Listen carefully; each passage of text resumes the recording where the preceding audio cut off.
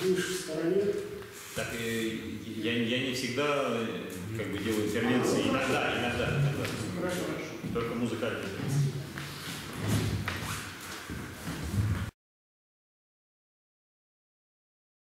Bonsoir, mes amis. Pour rappel, moi, je m'appelle Alexandre Hamri. D'abord, c'est le festival. Là, il y avait déjà 14 festivals. C'est le magazine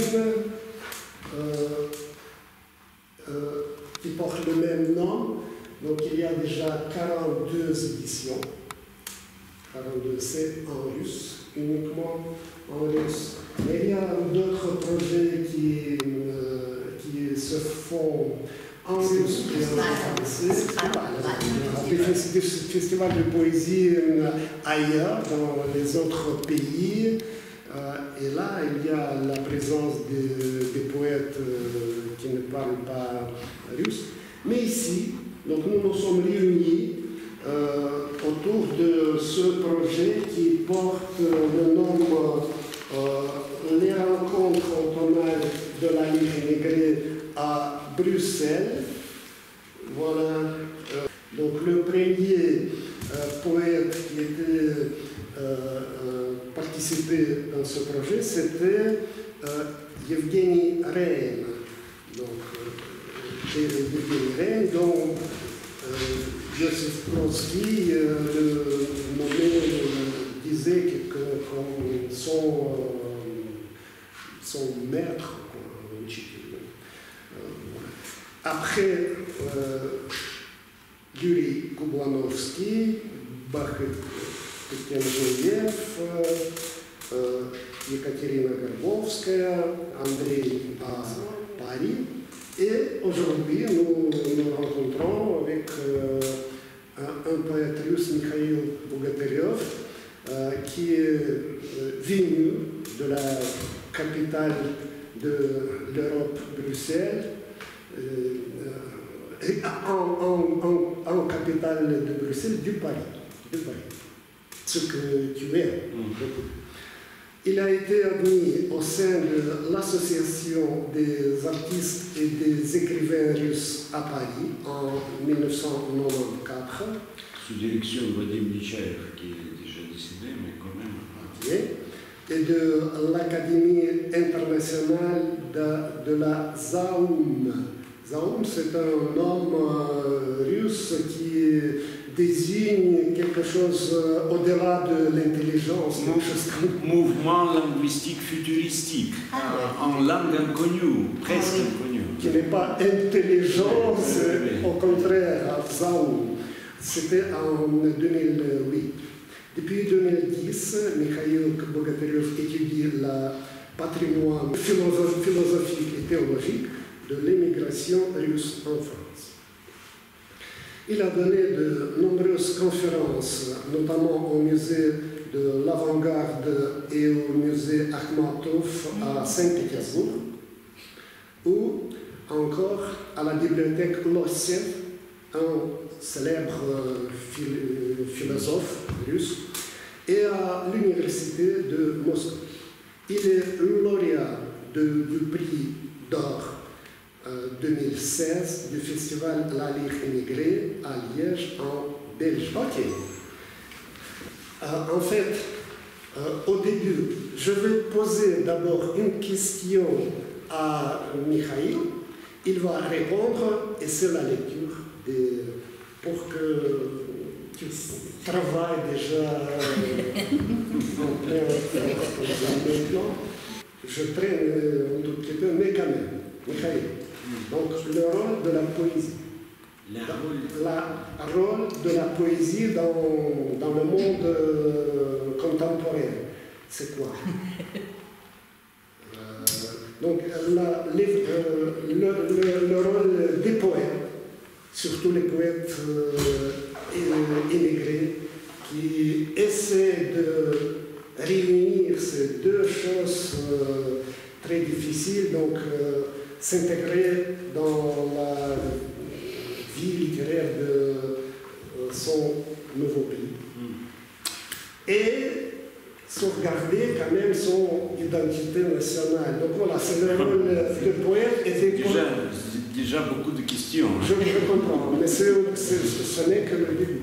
Le rôle de la poésie. Tout d'abord, je vais vous prévenir que je viens de répondre à les questions d'Alexandre, mais il faut noter que mon français est loin d'être parfait. Hein.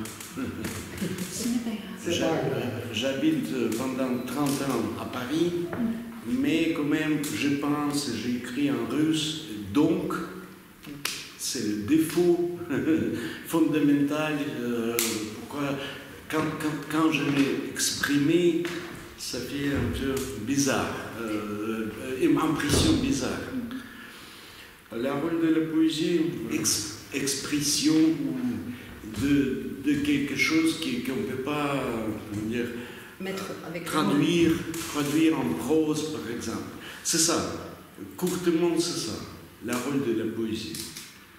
Je sais pas, je suis absolutiste linguistique, hein, mais j'espère que tous les poètes dans toutes les langues pensent la même chose.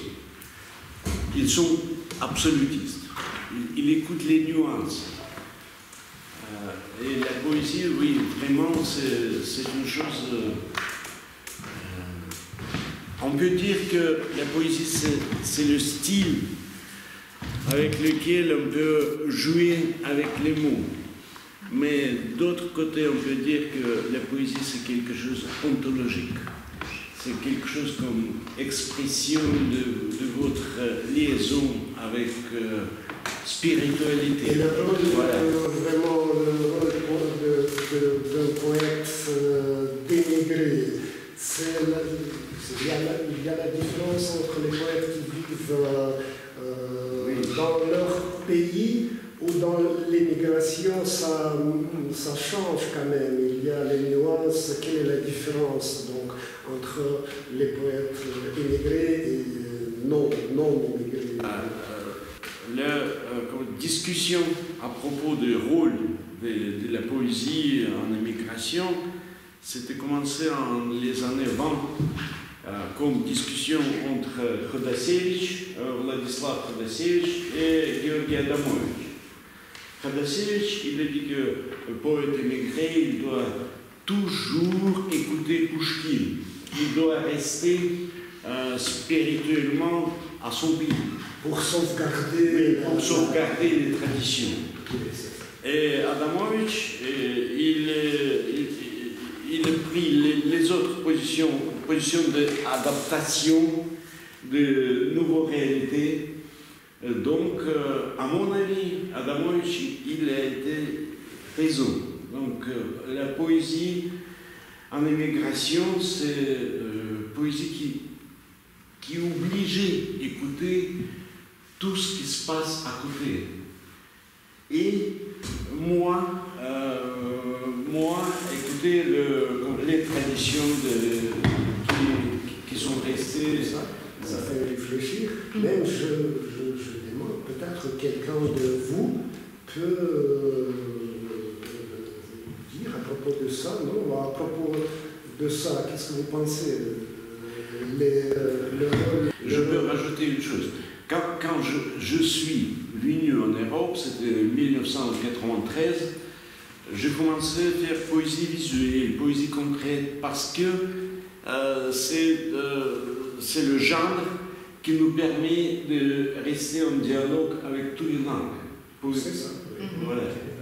Je vais continuer avec ma question. Donc je ne saurais pas vous me questionner après, mais c'est la première question, tout simplement, et c'est peut-être une question principale, parce que nous sommes quand même la Ligue immigrée, et ça nous concerne tous. Qu'est-ce que vous en pensez à cette question, le rôle des poètes, parce que la majorité, pratiquement, à part Valérie peut-être, sont déracinés, n'est-ce pas?